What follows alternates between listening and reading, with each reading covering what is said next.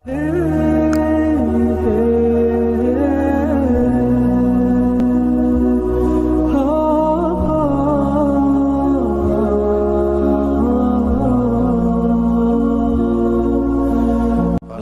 رحمتullah علیہ فرماتے ہیں کہ قیامت میں منظر اس طرح کا ہوگا کہ نبی پاک ہمارے آگے آگے چلیں گے اور ہمیں اللہ کی رحمت کی خوشخبری سناتے جائیں گے، اور جب حضور یہ خوشخبریاں سنائیں گے تو حضور کے لبھہ مبارکہ سے پھول گریں گے اور ہم ان کو اٹھاتے جائیں گے۔ فرماتے ہیں خود تو وہ تھوڑی دیر کے لیے روئیں گے اللہ کی بارگاہ میں کہ یا اللہ انہیں معاف کر دے، خود روئیں گے لیکن ہمیں ہنسا دیں گے۔ پیش حق مجدہ شفاعت کا سناتے جائیں گے، آپ روتے جائیں گے پر ہم کو ہنساتے جائیں گے۔ اور باغ جنت میں محمد صلی اللہ تعالی علیہ وسلم، باغ جنت میں محمد مسکراتے جائیں گے، پھول رحمت کے گریں گے ہم اٹھاتے جائیں گے۔ حشر تک ڈالیں گے ہم پیدائش مولا کی دھوم، اور مثل فارس نجد کے قلعے گراتے جائیں گے۔ اور کیا ذوق بیان کیا، فرمانے لگے خاک ہو جائیں عدو جل کر مگر ہم تو رضا، دم میں جب تک دم ہے ذکر ان کا سناتے جائیں گے۔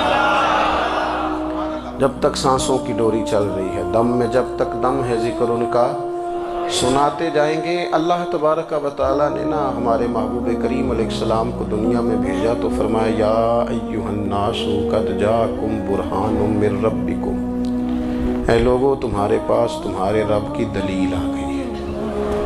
اللہ تبارک و تعالیٰ نے محبوب پاک علیہ السلام کو سراپا دلیل بنا کے بھیجا۔ باقی انبیاء کرام علیہم السلام کے پاس بھی اپنی نبوت کے دلائل کے طور پر بے شمار معجزات تھے، اور حضور کریم علیہ السلام کے تو پورے وجود کو ہی اللہ نے معجزہ بنایا ہے۔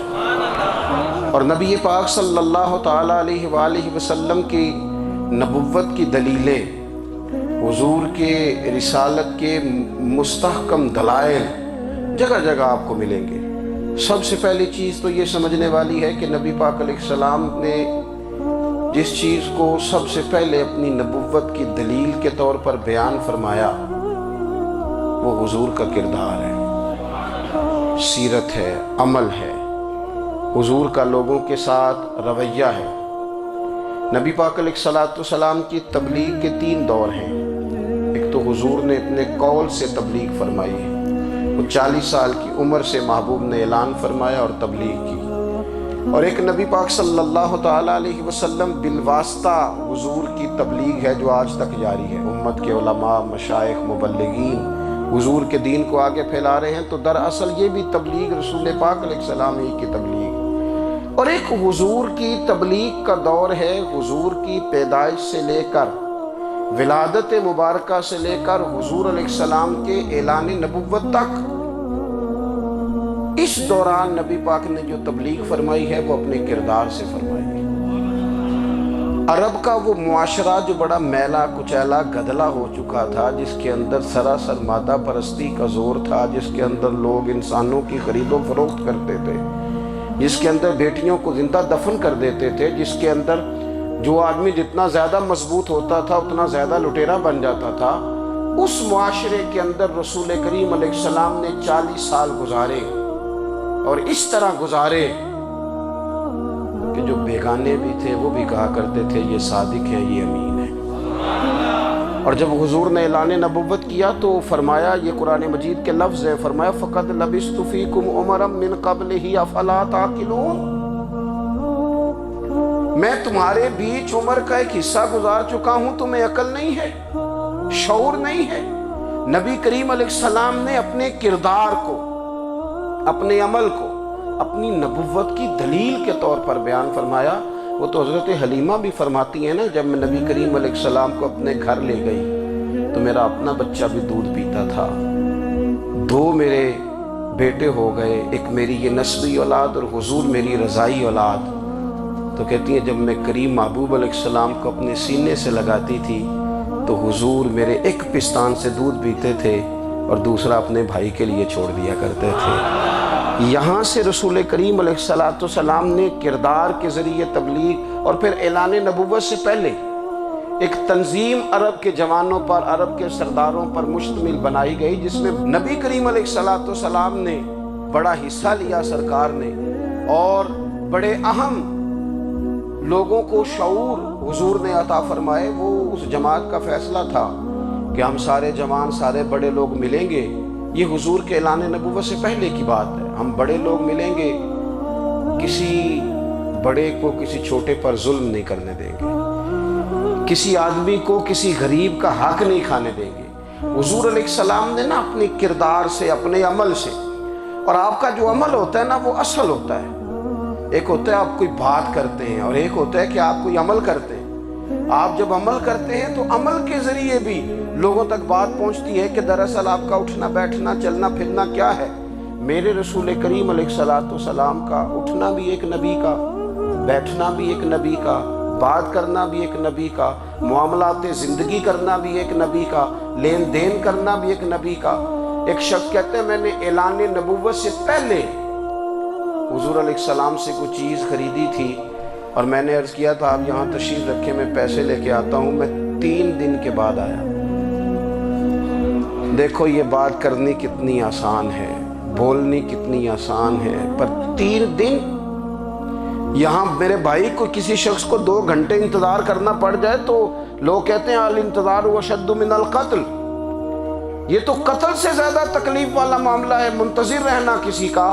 کہتے 3 دن کے بعد میں آیا تو میرے رسول کریم وہیں تشریف فرمایا۔ بس اتنا فرمایا یار تم نے مجھے بڑی تکلیف میں ڈال دیا، 3 دن ہو گئے یہاں رکے ہوئے۔ تو حضور نے اپنے کردار کو، اپنے عمل کو، اپنے معاملات کو سب سے پہلے اپنی نبوت کی دلیل کے طور پر پیش کیا۔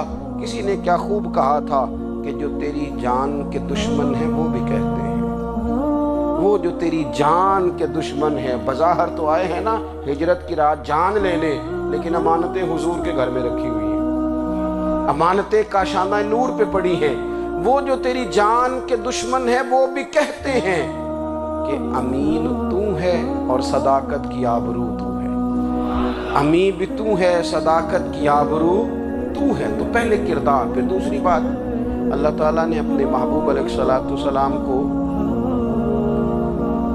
اپنا مطلق نائب بنا کر، اپنا محبوب اعظم بنا کر، ویسے ہی سارے انسانوں کے بارے میں کہا وَإِذْ قَالَ رَبُّكَ لِلْمَلَائِكَةِ إِنِّي جَاعِلٌ فِي الْأَرْضِ خَلِيفَةً، میں زمین میں اپنا نائب بنانے والا ہوں۔ لیکن حضور علیہ السلام تو محبوب ہے نا، حضور کی نیابت تو محبوبیت کے درجے پر فائز ہے۔ تو رسول پاک کو رب کریم نے اس طرح کا بنا کے بھیجا کہ حضرت عبداللہ ابن رواحہ رضی اللہ تعالیٰ عنہ بیان فرماتے ہیں کہ اگر حضور کوئی معجزہ نہ بھی دکھاتے، نبی کریم علیہ السلام سے کوئی اعجاز لوگ نہ بھی دیکھتے، تو محبوب کا تو چہرہ ہی اس طرح کا تھا، لوگوں نے دیکھتے جانا تھا اور کلمہ پڑھتے جانا تھا۔ لیکن باوجود اس کے میرے رسول پاک کا اعجاز یہ ہے، کمال یہ ہے کہ حضور کبھی اشارہ کر دیں تو چاند 2 ٹکڑے ہو جائے، کبھی دعا مانگ دیں تو ڈوبا ہوا سورج واپس آ جائے، کبھی محبوب گزرنے لگے تو پتھر آپ پر سلام پڑے، کبھی حضور پہاڑ پر چڑھ جائیں تو پہاڑ وجد میں آ کر جھومنے لگے، محبوب کا کبھی نماز پڑھاتے ارادہ بن جائے تو اللہ تعالیٰ قبلے کا رخ ہی تبدیل فرما دے۔ کیا خوبصورت سوچ ہے اور کیا نظریہ دیتے ہیں بریلی کے امام۔ فرماتے ہیں اجابت کا جوڑا عنایت کا صحرا، دلہن بن کے نکلی دعائے محمد، اور اجابت نے جھک کر گلے سے لگایا بڑی ناز سے جب دعائے محمد۔ دیکھو خدا کی رضا چاہتے ہیں دو عالم، خدا چاہتا ہے رضائے محمد صلی اللہ تعالی علیہ وسلم۔ اور ایک مقام پہ فرماتے ہیں نائب دست قدرت پہ لاکھوں سلام، نائب دست قدرت پہ لاکھوں سلام۔ تو اللہ تعالیٰ نے نبی پاک صلی اللہ تعالی وسلم کو جو اعجاز۔ پھر ایک اور بات، حضور امی ہے، دنیا میں آ کر محبوب نے کسی سے پڑھا ہی نہیں۔ میرے محبوب نے جتنا پڑھا ہے رب کریم سے ہی پڑھا ہے۔ الرحمن علم القرآن خلق الانسان، رحمان نے قرآن سکھایا پھر انسان بنایا۔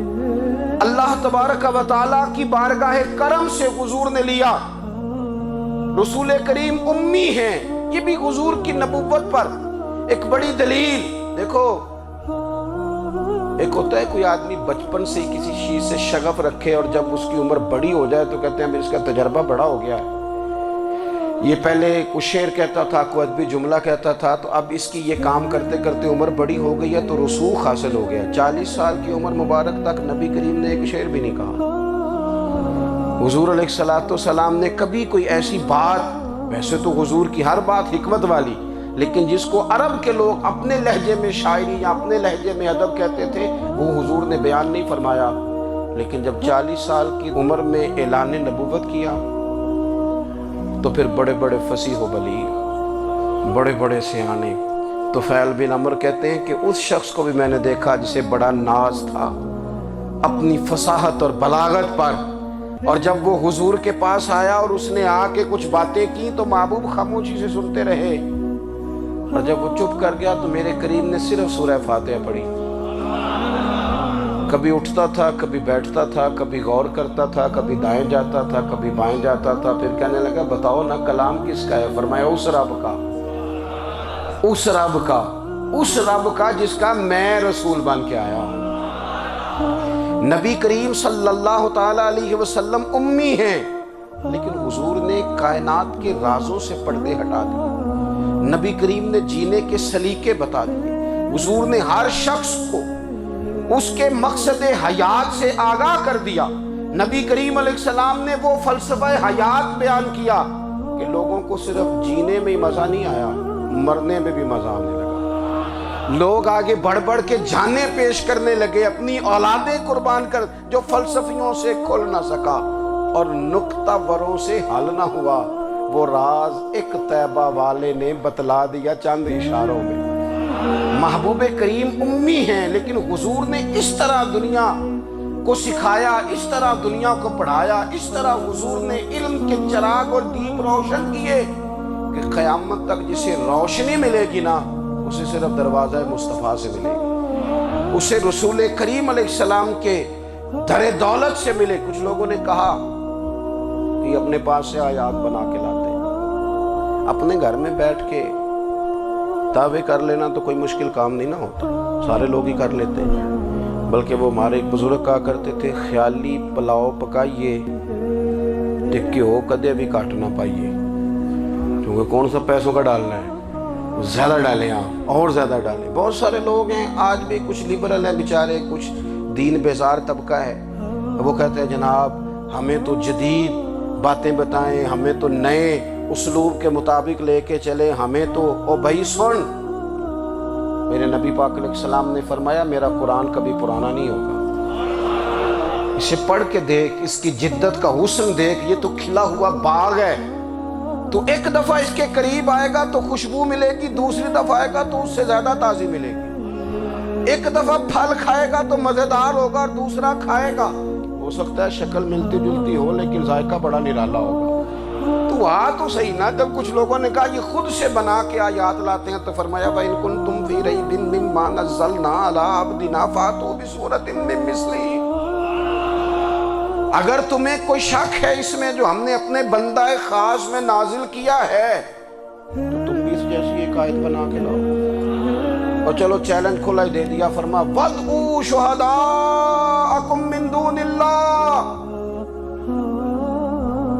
اللہ اور اللہ والوں کو چھوڑ دو، تفسیری ترجمہ عرض کر رہا ہوں، یعنی صحابہ کو چھوڑ دو، حضور کے ماننے والوں کو چھوڑ دو، باقی ساری دنیا کے کافر اکٹھے ہو جاؤ، ایک آیت بس قرآن جیسی لے کے آؤ، ایک آیت لے کے آؤ، ان کنتم صادقین، اگر تم سچے ہو۔ جوانوں سنو، کہا ایک آیت، اور یہ چیلنج آج تک قرآن مجید کا موجود ہے، آج تک وَإِن كُنتُمْ فِي رَيْبٍ مِّمَّا نَزَّلْنَا عَلَىٰ عَبْدِنَا فَأْتُوا بِسُورَةٍ مِّن مِّثْلِهِ، تم قرآن کے مقابلے کی ایک صورت لے کے آؤ اور سارے حمایتی اکٹھے کر لو اپنے، ان کنتم صادقین، اگر تم سچے ہو۔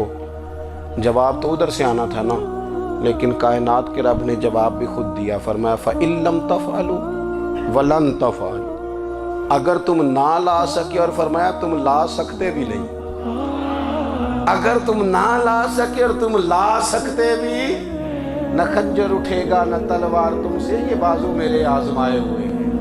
وَلَن تَفْعَلُوا، تم لا بھی نہیں سکتے، فَاتَّقُوا النَّارَ الَّتِي وَقُودُهَا النَّاسُ وَالْحِجَارَةُ، پھر اس آگ سے ڈر جاؤ جس کا ایندھن آدمی اور پتھر ہے۔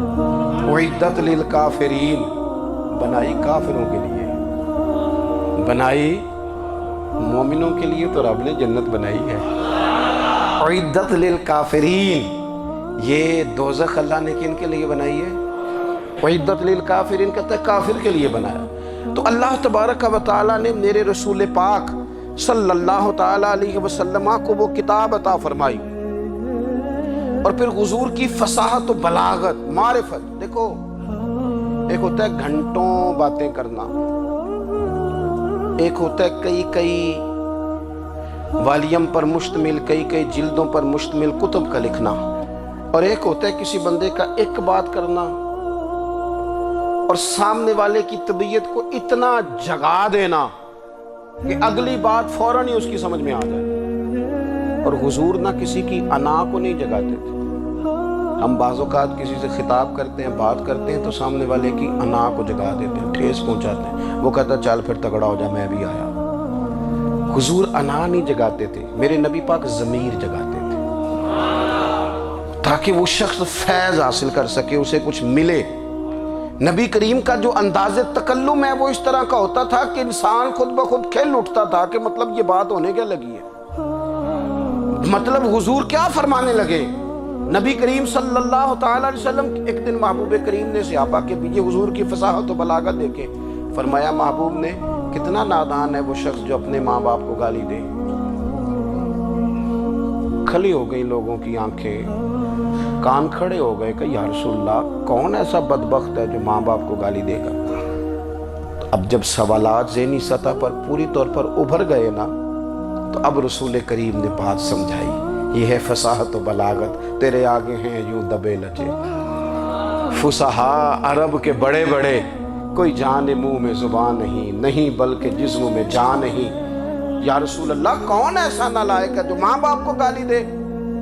اب جب ذہنی سطح یہاں تک ابھر آئی تو اب حضور نے سمجھایا، فرمایا جب تم کسی کے ماں باپ کو گالی دو گے نا تو وہ بھی تو جواب میں تمہارے ماں باپ کو دے گا نا، تو فی نفس ہی یہ تم نے خود ظلم کیا ہے اپنے ماں باپ پر۔ کیوں تم نے ایسا لہجہ اختیار کیا کہ جس سے سامنے والے کی انا جاگ جائے اور وہ تمہارے مقابلے میں آ کر کے کھڑا ہو جائے؟ کیوں تم نے اس طرح کے انداز اختیار کیے کہ جس سے سامنے والا بھی سارے پنجے کھڑے کر کے باہر نکل آئے اور کہے آ جاؤ پھر میں ابھی میدان میں حاضر ہوں۔ رسول کریم کی فصاحت بلاغت دیکھیں نا، حضور دو چار جملوں میں ساری بات سمجھا جاتے ہیں۔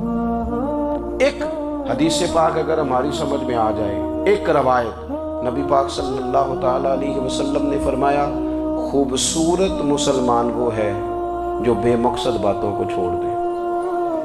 لو اس سے پوری زندگی سجائی جا سکتی ہے، ایک جملے سے پوری زندگی سواری جا سکتی ہے، کوئی لمبی چوڑی باتوں میں جانے کی ضرورت نہیں۔ کہا خوبصورت مسلمان یہ ہے جو بے مقصد باتوں کو چھوڑ دے، لا یعنی باتوں کو، کیا کہتے ہیں ہمارے دیہات کے لوگ، جڑے پنڈ جانا نہیں وہ دا راہ پوچھنے دی، لیکن آج کل لوگ باز آندے یعنی جس بات کا بالکل تعلق نہیں نا وہ بات بھی کرتے جاتے ہیں، جس کا شعبہ ہی نہیں وہ بھی چھلانگ لگا لگا کے اس میں آ جاتا ہے۔ ہم اپنا وقت ضائع کرتے ہیں، اپنی صلاحیتیں ضائع کرتے ہیں، اپنا نقصان کرتے ہیں۔ ہم اپنا کام صحیح کر کے نہیں کرتے اور دوسری ساری دنیا کو ٹھیک کرنا چاہتے ہیں۔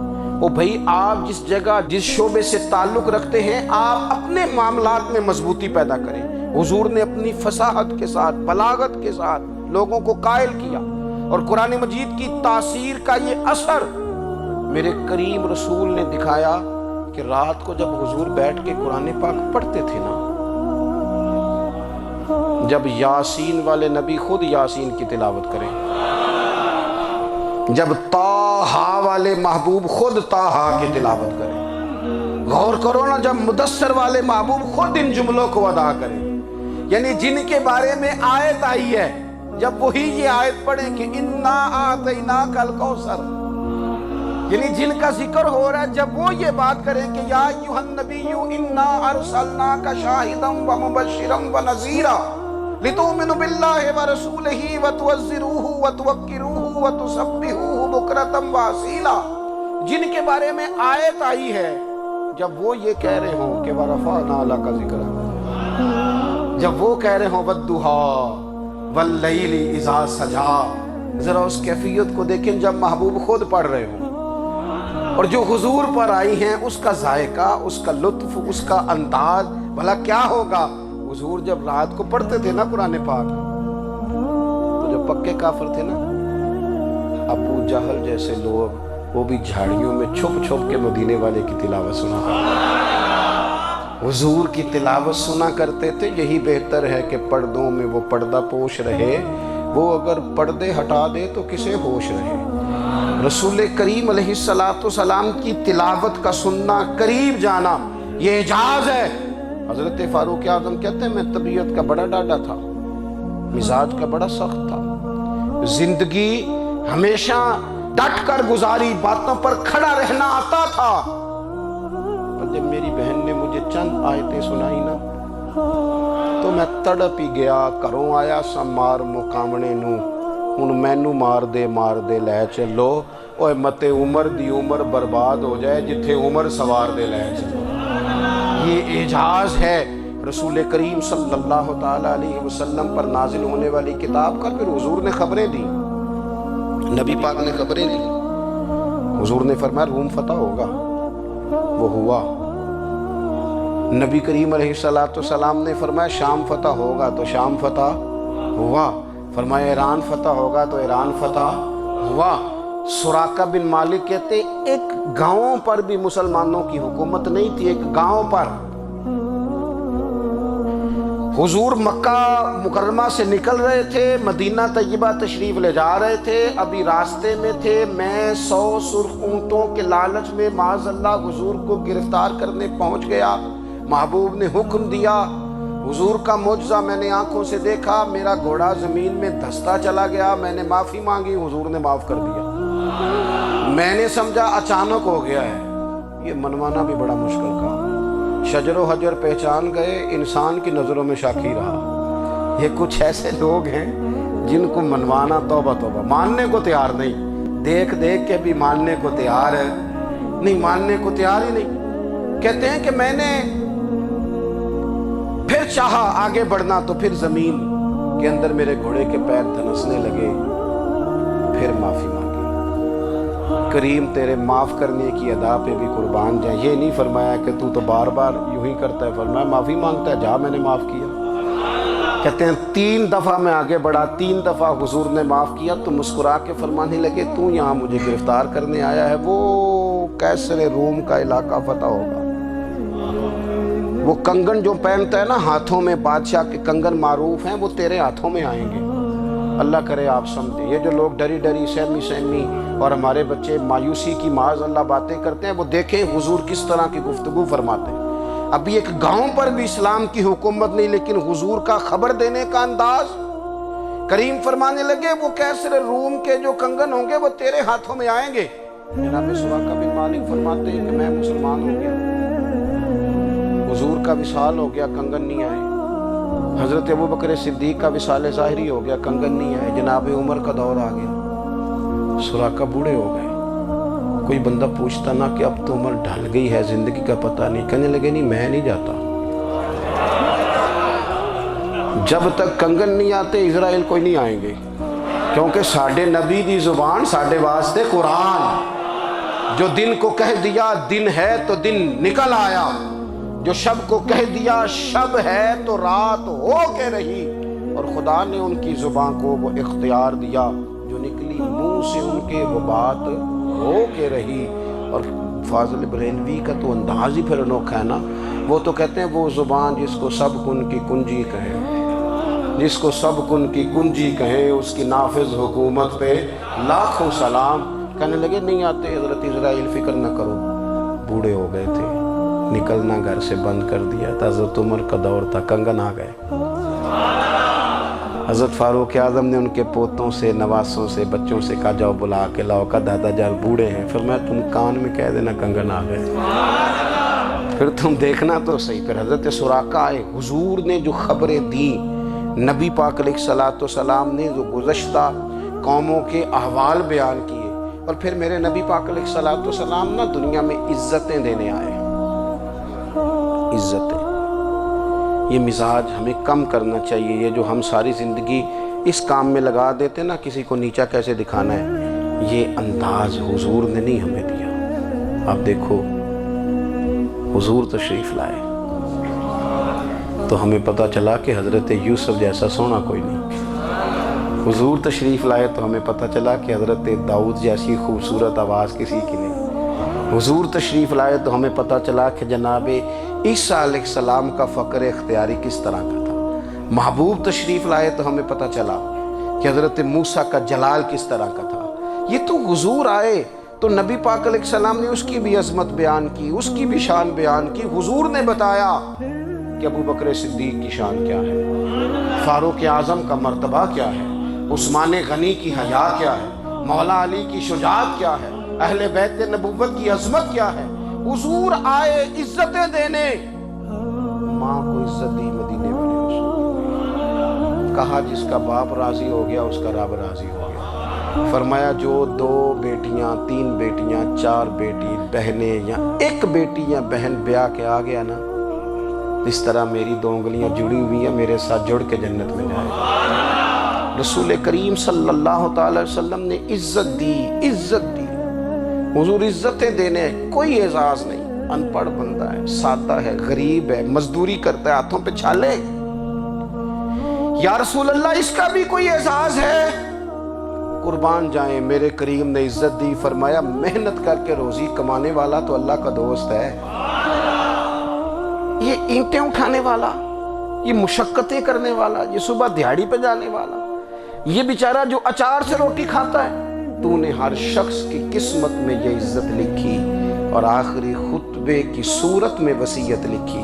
رسول کریم نے ہر بندے کو اعزاز دیا، عظمتیں دی، حضور عزتیں دینے آئے۔ نبی پاک علیہ السلام نے اعزازات دیے، حضور نے نوازا۔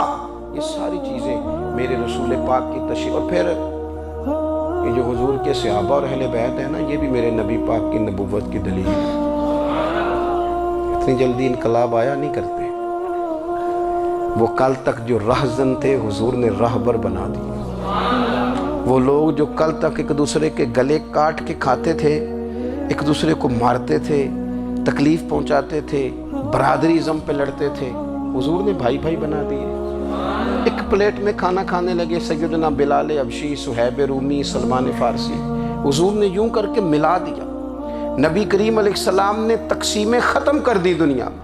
حضور کہ صحابہ نے اپنا کردار اس طرح کا دکھایا، اتنا بلند کیا، اور صحابہ کرام علیہم رضوان اس کو دیکھ کر اتنی بلندیوں پہ گئے کہ گواہیاں اللہ کا قرآن دیتا ہے۔ فرمایا محمد الرسول اللہ والذین معہ اشداء علی الکفار رحماء بینہم تراہم رکعا سجدا یبتغون فضلا من اللہ ورضوانا۔ فرمایا یہ جو میرے محبوب کے ساتھ والے ہیں کافروں پر سخت ہیں، آپس میں نرم دل ہیں، تم جب بھی انہیں دیکھو گے سجدے کرتے دیکھو گے، رکوع کرتے دیکھو گے، تم انہیں دیکھو گے اللہ کی رضا کے متلاشی ہیں۔ انہیں ساری مادہ پرستی سے نکال کر محبوب نے رب کی رضا کے رستے پہ ڈال دیا۔ میرے نبی کریم سید عالم صلی اللہ تعالیٰ علیہ وسلم کی نبوت کے دلائل کے طور پر یہ ساری چیزیں آئیں۔ بس میں بات سمیٹنے لگا ہوں۔ حضور کا جو اخلاق ہے نا، وہ بھی نبی کریم علیہ السلام کی نبوت کی بہت بڑی دلیل ہے۔ وَإِنَّكَ لَعَلَىٰ خُلُقٍ عَظِيمٍ۔ محبوب ہم نے آپ کو نا خلق عظیم کا مالک بنایا ہے۔ کچھ لوگ سمجھتے ہیں صرف آپ کا بولنے کا انداز ٹھیک ہو تو آپ با اخلاق ہیں۔ نہیں بھائی، بولنے کا انداز ٹھیک ہونا با اخلاق نہیں، سچ بولنا اخلاق کے علاوہ۔ آپ کا حق بات کرنا اخلاق ہے، آپ کا صحیح گواہی دینا اخلاق ہے، آپ کا اللہ تعالیٰ کی طرف سے آزمائش آنے پر صبر کا مظاہرہ کرنا اونچا اخلاق ہے۔ رب نعمت دے تو آپ کا وجود ڈھلتا جائے شکر میں، یہ اخلاق ہے۔ رب کریم اگر آپ کو کسی وقت کسی آزمائش میں اپنی حکمت سے ڈالتا ہے تو عزت نفس کو برقرار رکھنا، خودداری کو برقرار رکھنا، یہ اخلاق نبی پاک نے اعلیٰ ترین اخلاق کی بات بتائی، اعلیٰ ترین۔ حضور نے لوگوں سے بیعت لیتے وقت کہا تھا میرے ہاتھ پر بیعت کرو، چوری نہیں کرو۔ نبی پاک علیہ السلام نے مختلف امور پر بیعت لی۔ حضرت حکیم بن حزام کہتے ہیں حضور نے میرے ہاتھ پہ ہاتھ رکھ کے کہا میرے ہاتھ پہ ہاتھ رکھ کے بیعت کرو کہ کسی دنیا دار سے سوال نہیں کرو گے، خودداری سے زندگی گزارو گے، عزت نفس جو رب نے تمہیں دیا ہے تم اس پر راضی رہو گے۔ لوگوں کی جیبوں کو ٹٹولنا، دوسروں کی دولتوں پہ راج کرنا، دوسروں کے مال پر نگاہیں ڈالنا اللہ کے حبیب نے پسند نہیں فرمایا۔ بیعت کرو کہ تم کبھی کسی سے سوال نہیں کرو گے، حد ہو گئی۔ نبھانے والوں نے پھر اس عہد کو نبھایا اور کمال کر دی۔